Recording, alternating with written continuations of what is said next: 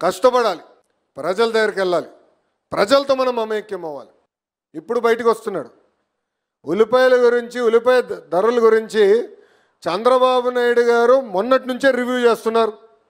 క్వింటాల్కి 1200 రూపాయలు మద్దతు ధర ఇచ్చి కొనుగోలు చేయండి అని చెప్పిన తర్వాతే ఈ మహానుభావుడు గుర్తొచ్చినట్టుంది. ఉల్లిపాయ బంగాళదుంపల మధ్య తేడా తెలియదురా స్వామి, తేడా తెలీదు.